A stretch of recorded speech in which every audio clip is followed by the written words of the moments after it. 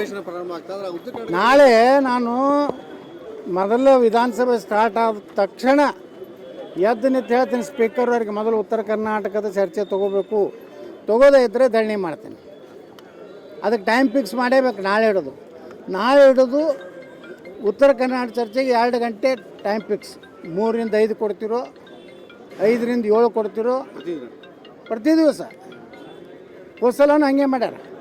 ಅದಕ್ಕೆ ಪ್ರತಿ ದಿವಸ 2 ತಾಸು ನಮ್ಗೆ ಕೊಡ್ರಿ. ಯಾರ್ಯಾರು ಶಾಸಕರು ಮಾತಾಡ್ಬೇಕನ್ನೋರು ಮಾತಾಡ್ತಾರೆ. ಆಡಳಿತ ಪಕ್ಷರು ಏನೂ ಮಾತಾಡೋದಿಲ್ಲ ಅವ್ರು ಸರ್ಕಾರಿ ವಿರುದ್ಧ. ನಾನು ಮಾತಾಡ್ತಿದ್ದೆ ಸರ್ಕಾರಿ ವಿರುದ್ಧ. ಇವತ್ತು ಕೃಷ್ಣ ಮೇಲ್ದಂಡೆ ಯೋಜನೆದು ಎಲ್ಲೇ ಪರಿಸ್ಥಿತಿ. ಅದಕ್ಕೆ ನಾಳೆ ನಾನು ಸ್ಪೀಕರ್ಗೆ ಆಗ್ರಹ ಮಾಡ್ತೀನಿ, ಅದಕ್ಕೆ ಅವಕಾಶ ಕೊಡಲಿಲ್ಲ ಅಂದ್ರೆ ಧರಣಿ ಮಾಡ್ತೀನಿ.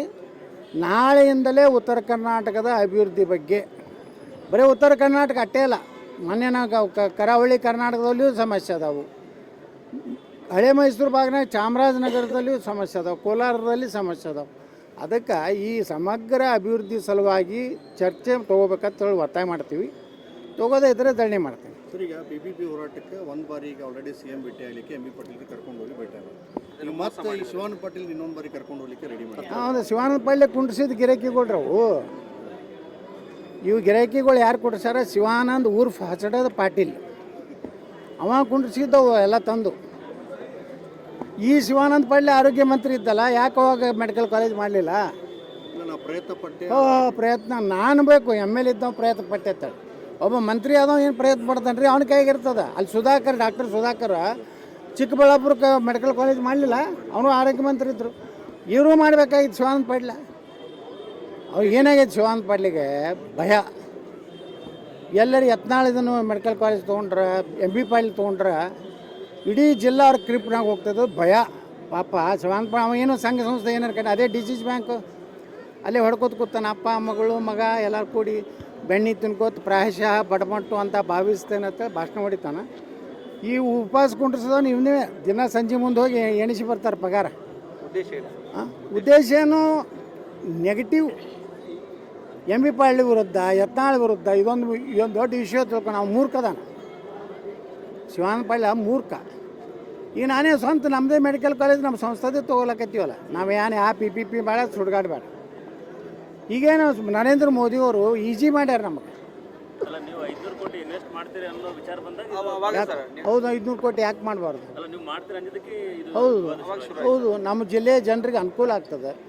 ನಾವೊಂದು 5 ಮಕ್ಕಳಿಗೆ, ಬಡ ಮಕ್ಕಳಿಗೆ, SC ST ಹುಡುಗರಿಗೆ, ಲಿಂಗಾಯತರು, ಯಾವ ಅತ್ಯಂತ ಗುಡಿಸಲ್ದಾಗಿರೋರು ಮೆರಿಟ್ ಇದ್ದವ್ರು ನಾ ಪುಕ್ಕಟ್ ಕಲಿಸ್ತೀನಪ್ಪ 5 ಮಂದಿಗೆ ನಮ್ಮ ಸಿದ್ದೇಶ್ವರ ಸಂಸ್ಥೆಯಿಂದ. ನಾ 500 ಕೋಟಿ ರೂಪಾಯಿ ನಾ ಬಂಡವಾಳ ಹಾಕ್ತೇನೆ ನಮ್ಮ ಸಿದ್ದೇಶ್ವರ ಇದನ್ನು.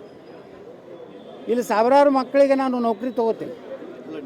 ಆ PPP ಮಾಡಲ್ದಾಗೂ ನಾ ಗೌರ್ಮೆಂಟ್ ಸ್ಕೇಲೇ ಕೊಡಬೇಕಾಗ್ತದೆ. ಸರ್ಕಾರದ ಪಾಲು ಎಲ್ಲಿರ್ತದಲ್ಲ ಅಲ್ಲಿ ಸರ್ಕಾರದ ನಿಯಮಾವಳಿ ಪ್ರಕಾರನೇ PPP ನಡಿಬೇಕಾಗ್ತದೆ. ಲೆಕ್ಚರರ್ಗಳಿಗೆ, ಪ್ರೊಫೆಸರ್ಗಳಿಗೆ ಎಷ್ಟು ಪಗಾರ ಕೊಡ್ಬೇಕು ಅಷ್ಟೇ ಕೊಡ್ಬೇಕು. ನಾವು ರಿಸರ್ವೇಷನ್ ಮೇಂಟೈನ್ ಮಾಡಬೇಕು. SC ST ಜನಾಂಗದವರಿಗೆ ಎಷ್ಟು ನೌಕರಿ ತೊಗೋಬೇಕು, ಹಿಂದುಳಿದ ವರ್ಗದವ್ರಿಗೆ ಎಷ್ಟು ನೌಕರಿ ತೊಗೋಬೇಕು, ಏನು ಲಿಸ್ಟ್ ಐತಿ ಅದ್ರ ಪ್ರಕಾರ ಮಾಡ್ಬೇಕು. ನಾವು ರಿಸರ್ವೇಷನನ್ನು ಬಿಡ್ಲಿಕ್ಕಾಗೋದಿಲ್ಲ. ಹೌದು, ಓಪನ್ ನಾವು ವಿಧಾನಸಭಾದಾಗ ಹೇಳಿನಲ್ರಿ.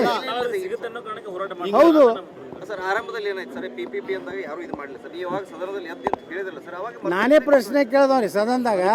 ಸರ್ಕಾರಿ ನಾನು ಕೇಳಿದ ಪ್ರಶ್ನೆ ಏನು? ಸರ್ಕಾರಿ ಮೆಡಿಕಲ್ ಕಾಲೇಜು ನಾ ಕೇಳಿದ ಪ್ರಶ್ನೆ ನೀವು ತೆಗೆದು ನೋಡ್ರಿ. ಸರ್ಕಾರಿ ಮೆಡಿಕಲ್ ಕಾಲೇಜ್ ಆಗ್ಬೇಕಂತೇಳಿ ನಾ ಕೇಳೀನಿ. ಅವರು ಡಾಕ್ಟರ್ ಶರಣಪ್ರಕಾಶ್ ಪಾಟೀಲ್ರು ಏನು ಹೇಳಿದ್ರು? ನಮ್ಮ ಆರ್ಥಿಕ ಪರಿಸ್ಥಿತಿ ಅಷ್ಟು ಸರಿ ಇಲ್ಲ, ಸರ್ಕಾರದ ನಾವು ಆಗೋದಿಲ್ಲ, PPP ಮಾಡಲ್ದಲ್ಲಿ ನಾವು ಮಾಡ್ತೀವಿ, ಯಾರು ಪಾರ್ಟಿಸಿಪೇಟ್ ಮಾಡೋರು ಅದಾರ ಅವರು ಮಾಡ್ಬೋದು ಅಂತ ಹೇಳಿದ್ರು. ಅವಾಗ ನಾ ಹೇಳಿದೆ, ನಾವು BLD ಸಂಸ್ಥೆ ಒಂದು ಐತಿ ಬಿಜಾಪುರನಾಗ, ನಮ್ಮದು ಒಂದು ಸಿದ್ದೇಶ್ವರ ಲೋಕ ಕಲ್ಯಾಣ ಟ್ರಸ್ಟ್ ಅಂತ ಐತಿ, ನಮ್ಮದು ಹಾಸ್ಪಿಟ್ಲ್ ಅದಾವೆ.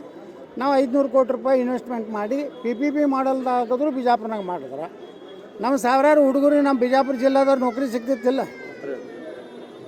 ನೌಕರಿ ನಮ್ಮವರೇ ನಾವು ಮಾಡಿದ್ರೆ ನಮ್ಮ ಜಿಲ್ಲಾದವ್ರನ್ನೇ ತೊಗೋತೀವಿ. ಯಾಕಂದ್ರೆ ನಮ್ಮ ಬಿಜಾಪುರ ಜಿಲ್ಲಾ ಇದು ಐತದು ಮೆಡಿಕಲ್ ಕಾಲೇಜ್. MB ಪಾಟೀಲ್ರು ಮಾಡಿದ್ರು ಅವರು ಇಲ್ಲಿದೆ ತೊಗೋತೀವಿ. ಎಲ್ಲರಿಗೂ ಮೆಡಿಕಲ್ ಕಾಲೇಜ್ ಈಗ BLD ಆಗಿದ್ರಿಂದ ಎಷ್ಟು ಅನುಕೂಲ ಆಗಿದೆ. ಆ ಲೆಮ್ಮಿನ ಅದೊಂದು ಸಾಲ ಐತಿ. ಈಗ ನಮ್ಮದೊಂದು ಆಯಿತು ಅಂದ್ರೆ ನಮ್ಮದು ಮೆಡಿಕಲ್ ಕಾಲೇಜ್ ಆಯ್ತು ಅಂದ್ರೆ ನಮ್ಮ ಬಿಜಾಪುರದ ಜನರಿಗೆ ನೂರಾರು ಹುಡುಗರಿಗೆ ನೌಕರಿ ಆಗ್ತದೆ, MBBS ಸೀಟ್ ಸಿಗ್ತದೆ. ನಾಳೆ MBBSಕ್ಕೆ 5 ಹುಡುಗರು ನಾ ಪುಕ್ಕಟ್ ತೊಗೋತೀನಿಪ್ಪ, ದತ್ತಕ್ಕೆ ತೊಗೋತೀನಿ.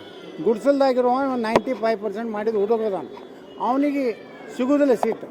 ನಾ ಪೂರ್ತಿ ಅದು 1-1.5 ಕೋಟಿ ರೂಪಾಯಿ ಏನೊಂದು ಫೀ ಅದಲ್ಲ ಮಾಫ್ ಮಾಡ್ತೀನಿ. ನನಗೆ ಬರುವಂಥ ಆದಾಯದಲ್ಲಿ ಅದನ್ನು ಇದು ಮಾಡಿ 5 ಮಕ್ಕಳಿಗೆ ನಾನು ಕಲಿಸ್ತೀನಿ. ಅದೇ ನೀವು ಅದೇನು 500 ಕೋಟಿ ರೂಪಾಯಿ ಹೇಳಿದ ತಕ್ಷಣವೇ ಇದು ಶುರುವಾಯಿತು. ಸ್ಪಾರ್ಕ್ ಆಗಿ ಅದು ತಿಳ್ಕೊಬೇಕು ನೀವು. ಅದು ಹೋರಾಟ ನಾಟಕೀಯ ಇದೆ. ಅಲ್ಲಿ ಅಂತಿಂತ ಲಪ್ಪುಟ್ರು ಬಂದು ಮಾತಾಡ್ತಾರ. ಹಾಂ, ಅವ್ರದ್ದು ಏನು ಕೆಲಸ ಐತಿ? ಸುಮ್ಮ ಬರ್ತಾರೆ ಮಕ್ಕಳು. ಭಾಷಣ ಮಾಡ್ಲಿಕ್ಕೆ ಏನೈತೆ ರೀ? ಭಾಳ ಮಂದಿ ಭಾಷಣ ಮಾಡೋರು ಅದಾರ, ಮಾಡಿ ತೋರಿಸ್ರಪ್ಪ. PPP ಮಾಡಲ್ಲ. ಮೊನ್ನೆ ಸಿದ್ದರಾಮಯ್ಯನವ್ರು ಬಾಯಿಗೆ ಬಂದಂಗೆ ಬೈದು ಗೆಟೌಟ್ ಅಂತಾರೆ. ಇಲ್ಲ, ಬೈದು ಕಳ್ಸ್ಯಾರಿಲ್ಲ ರೀ, ಬರಬೇಡಿರ್ತಾಳೆ. ಇನ್ನೇನು ಬೈತಾರೆ? ಒಂದು ವೇಳೆ ಶಿವಾನಂದ ಪಾಳಿ ಇಟ್ಟು ಪ್ರಯತ್ನ ಮಾಡ್ಲಕತ್ತಲ್ಲ, ಇದೆಲ್ಲ ನಾಟಕ. ಇದು ಶಿವಾನಂದ ಪಾಳಿದು ಯಾವ ಉದ್ದೇಶನೂ ಸರಿ ಇಲ್ಲ. ಏನು ಯಾವ ಸಂಘ ಸಂಸ್ಥೆ ಕಟ್ಟಾರ ಬಿಜಾಪುರನಾಗ? ಅದೇ DCC ಬ್ಯಾಂಕ್, ಅದು ಸರ್ಕಾರದ್ದು ನಬಾರ್ದು ಕಡಿಮೆ ಬಡ್ಡಿ ರೊಕ್ಕ ಬರ್ತದೆ. ಸೂಟ್ ಆಗೋಣನೇ ತಾನು ಇಟ್ಟು ಖಾತೆ ಒಳಗೆ ಸೇರಿಸಿರ್ತಾನೆ, ಮಾಫ್ ಮಾಡ್ಕೊತಾನೆ. 0% ಇಂಟ್ರೆಸ್ಟ್ನಾಗ ತಾನೇ ತೊಗೊಂಡಿರ್ತಾನೆ. ಇಟ್ಟು ನಾಟಕ ಮಾಡ್ಕೊತು ಭಾಷಣ ಮಾಡ್ಕೊತ ಹೊಂಟಾರ. ನೀವು ಏನಾರು ಶಿಕ್ಷಣ ಸಂಸ್ಥೆ ಕಟ್ಟಿದ್ರೆ ಶಿವಾನಂದ ಪಾಳಿ 30 ವರ್ಷ ಆಯ್ತಪ್ಪ. ಮೆಡಿಕಲ್ ಕಾಲೇಜ್ ಮಾಡಿದ್ರೆ, ಯಾವುದಾರ ಬಡವರು ಒಂದು ಗೋಶಾಲೆ ಮಾಡಿದ್ರೆ, ಒಂದು ಸಣ್ಣ ಹಾಸ್ಪಿಟ್ಲಿಗೆ ತೆಗೆದ್ರೆ ಬಿಜಾಪುರ ಇಲ್ಲ. ಜನ ಹುಚ್ಚದಾರ, ಅವನೇ ಹುಲಿ ಇಲಿ ಅನ್ಕೋತ ಅಡ್ಯಾಡ್ತಾವೆ. ನಮಗೆ PPP ಆಗಲಿ ಸರ್ಕಾರರೇ ಆಗಲಿ ಒಟ್ಟು ಮೆಡಿಕಲ್ ಕಾಲೇಜ್ ಮೊದಲು ಆಗ್ರಹ ಮಾಡಿದ್ರು ನೀವೇ ಸರ್ ಸದನದಲ್ಲಿ. ನಾನೇ ಬಾಡ್ದ. ಅವ್ನು ಸುಧಾಕರ್ ಇದ್ದಾಗ ನಾನೇ ಬೆನ್ನು ಹತ್ತದವ. ಗೌರ್ಮೆಂಟ್ ನಾನು ಪ್ರಶ್ನೆ ನೀವು ಓದಿಬಿಡ್ರಿ, ಕ್ಲಿಯರ್ ಐತಿ. ಸರ್ಕಾರಿ ವೈದ್ಯಕೀಯ ಕಾಲೇಜು ಅತ್ತೆ PPP ಮಾಡೋಣ ಅಂದು ಸ್ವಾಗತ ಮಾಡೀನಿ. ಯಾರು ಬೇಕಾದ್ರೂ ಇಡೀ ದೇಶನಾಗ ಯಾರು ಬೇಕಾದ್ರೂ ಪಾರ್ಟಿಸಿಪೇಟ್ರು ಆಗ್ಬೋದು ಅಂತ ಸಣ್ಣ ಪ್ರಕಾಶ್ ಹೇಳಿದ್ರು. ಇವತ್ತು ನನಗೆ ಸಿಗ್ಬೋದು, ಮತ್ತೊಬ್ಬ ಪ್ರಭಾಕರ್ ಕೋರೆಗೆ ಸಿಗ್ಬೋದು, ಶ್ಯಾಮನೂರು ಶಿವಶಂಕರ್ಗೆ ಸಿಗ್ಬೋದು.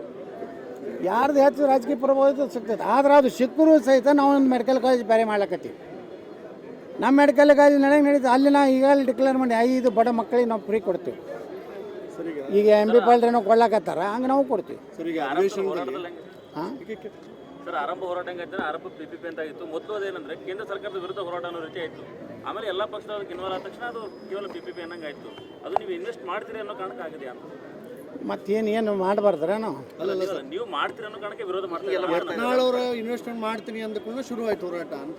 ನಾನು 500 ಕೋಟಿ ರೂಪಾಯಿ ಇನ್ವೆಸ್ಟ್ ಮಾಡೋದಿಲ್ಲ ಇವತ್ತು ಹೇಳ್ತೀನಿ. ಮುಂದೆ ನೀನು ನಿಂದ್ರಿಸ್ತೀರ ಹೋರಾಟ? ಯತ್ನಾಳ್ ಅವರು ವಿರೋಧ ಮಾಡೋ ಇಲ್ಲ, 500 ಕೋಟಿ ರೂಪಾಯಿ ನಾನು ಇನ್ವೆಸ್ಟ್ಮೆಂಟ್ ಮಾಡೋದಿಲ್ಲ ಅಂತ ವಾಪಸ್ ತಗೋತೀನಿ. ಅವ್ರು ಬಿಡೋದೇ ಇಲ್ಲ. ಅವ್ರಿಗೆ ದಿನ ಪಗಾರ ಬರ್ತೈತೆ ನಮ್ಮ ಶಿವಾನಂದ ಪಾಟೀಲ್ದು. ಸರಿ, ಈಗ ಅಧಿವೇಶನದಲ್ಲಿ ಗೋ ರಕ್ಷಣಾ ಕಾಯ್ದೆ ಏನಿತ್ತು ಅದನ್ನು ತಿದ್ದುಪಡಿ ಮಾಡಬೇಕು ಅನ್ನೋ ಸಡಿಲಿಕೆ ಮಾಡಬೇಕು, ತಿದ್ದುಪಡಿ ಮಾಡಬೇಕು ಅಂತ ಮುಂದಾಗ್ತದೆ. ಇದಕ್ಕೆ ನಿಮ್ಮ